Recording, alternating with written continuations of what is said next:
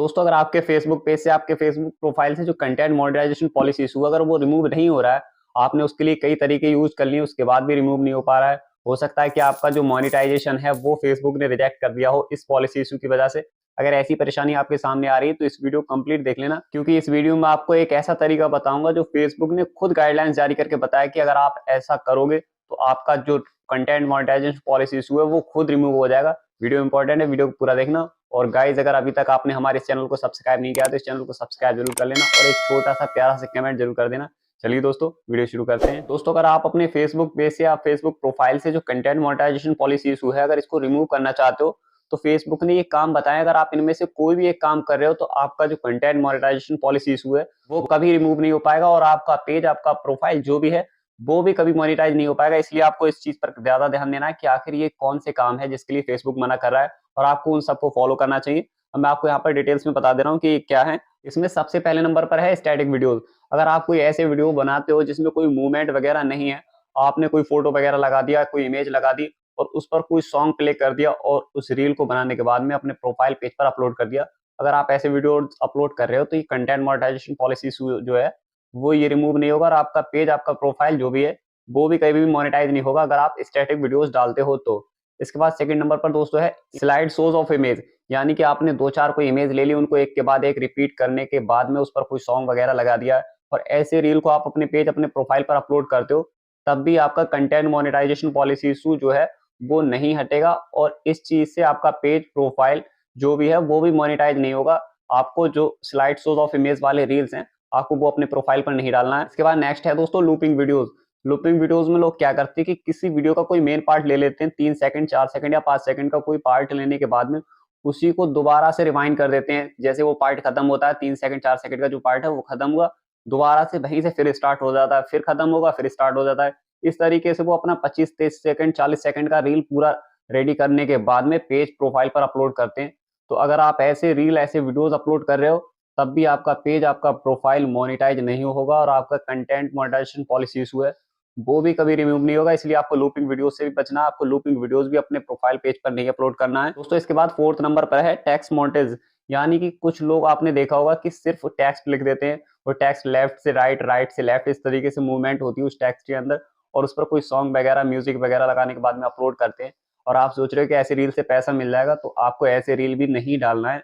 ना ही ऐसे रील से कोई पैसा मिलेगा और ना ही आपके पेज का प्रोफाइल का कंटेंट मोनेटाइजेशन पॉलिसी इशू है, ना ही वो कभी रिमूव होगा। इसलिए आपको ऐसे वीडियोस ऐसे रील्स भी अपने फेसबुक प्रोफाइल पर नहीं डालना है। इसके बाद नेक्स्ट है एम्बेडेड एड्स, यानी कि अगर आप कोई ऐसे रील ऐसे वीडियोस अपने प्रोफाइल पर पेज पर अपलोड कर रहे हो जिसमें पहले से ही किसी चीज का एडवर्टाइजमेंट किया जा रहा है, किसी प्रोडक्ट का एडवर्टाइज आप कर रहे हो, उसमें कुछ ना कुछ प्रचार प्रसार अगर आप कर रहे हो, अगर ऐसे रील ऐसे वीडियोस अपलोड कर रहे हो, तब आपके पेज से आपके प्रोफाइल से ना ही कंटेंट मोनेटाइजेशन पॉलिसी इशू हटेगा और ना ही आपका पेज ना ही आपका प्रोफाइल जो भी है आपका वो कभी मोनेटाइज नहीं होगा। इसलिए आपको जिसमें पहले से कोई ऐड हो, कोई प्रचार प्रसार वगैरह दिखाया जा रहा हो, आपको ऐसे रील ऐसे वीडियोज अपने पेज पर अपने प्रोफाइल पर कभी अपलोड नहीं करना है। इसके बाद दोस्तों नेक्स्ट है बैन कैटेगरीज, यानी कि फेसबुक ने कुछ जो कैटेगरी है वीडियोज की वो बैन कर रखी है। आपको गूगल करके वो सर्च कर लेना कि कौन सी कैटेगरी जो है फेसबुक ने बैन कर रखी है। अगर आप उनमें से वीडियोस रील्स बनाकर अपने पेज प्रोफाइल पर अपलोड कर रहे हो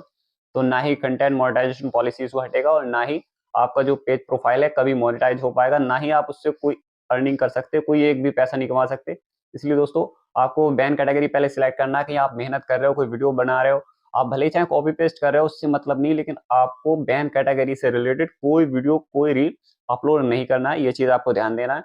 आप गूगल करके उसको सर्च कर लेना या फिर आप फेसबुक का जो ऑफिशियल वेबसाइट है वहां जाने के बाद में वहां पर आप उसको सर्च कर सकते हो। इसके बाद दोस्तों नेक्स्ट है मिस इन्फॉर्मेशन, यानी कि आप अपने कोई वीडियो कोई रील अपलोड कर रहे हो तो उस पर कोई थंबनेल लगाते हो कुछ और, टाइटल लिखते हो कुछ और, उसके अंदर टैग्स वगैरह डिस्क्रिप्शन किसी और तरीके के लगा रखे हैं और आपका जो रील है वीडियो है उसके अंदर कुछ और है, आपका वीडियो किसी और चीज से रिलेटेड है और आपने उसमें जो थंबनेल लगाया है, जो टैग लगाए हैं, जो उसका टाइटल लिखा है वो किसी और चीज से रिलेटेड लिख दिया। अगर आप ऐसा कर रहे हो और आप पकड़ में आ गए तो आपका कंटेंट मोनेटाइजेशन पॉलिसी इशू जो है वो आपके प्रोफाइल पेज पर देखने को मिल जाएगा और आपका पेज जो है वो मोनेटाइज नहीं होगा और अगर मोनेटाइज है तब भी उसको डिसेबल कर दिया जाएगा। इस चीज का आपको ध्यान रखना है।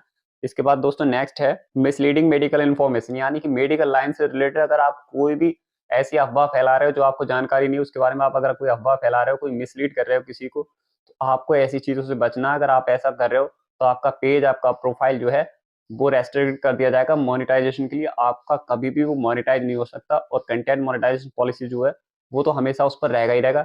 इसके बाद दोस्तों नेक्स्ट है सेक्सुअल और सजेस्टिव एक्टिविटी।